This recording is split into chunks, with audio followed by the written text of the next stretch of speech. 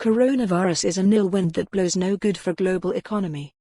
It is too early to gauge the full economic and trade effects of the coronavirus outbreak. However, a number of global agencies have come out with their estimates of the likely damage to international trade in various economies across the globe. The United Nations Trade Agency estimated that a shortage of industrial parts from China caused by the outbreak has set off a ripple effect significantly affecting other countries around the world.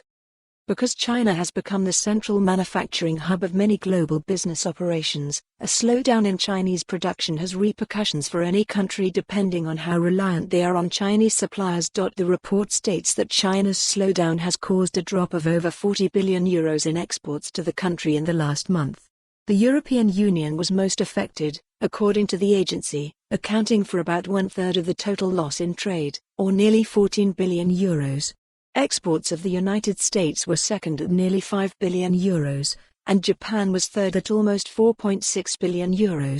This loss of trade is likely to increase over the coming months as the virus reaches global epidemic dimensions, and forces the shutdown of manufacturing plants in Europe and America.A. more worrying report was issued by the OECD.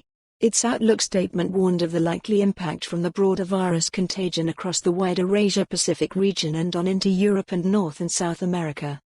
The outlook says such expanded contagion, now only too evident, could cut global growth to as low as 1.5% this year, halving the OECD's previous 2020 projection.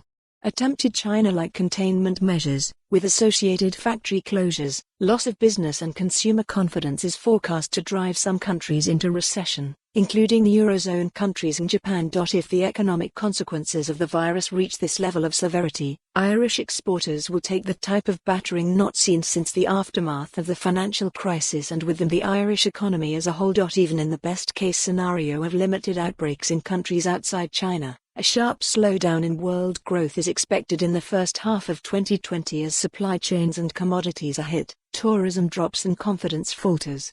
Global economic growth is then seen as falling to 2.4% for the whole year, which is deemed very weak. The Irish government would be well advised to take the OECD's recommendation with regards to facilitation of flexible working to preserve jobs, and also its recommendation that governments should implement temporary tax and budgetary measures to cushion the impact in sectors most affected by the downturn, which in the case of Ireland would include travel and tourism businesses, agri-food producers and the wide range of small manufacturing companies who are the supply chain for many of them all. For more on this story, visit the news article link.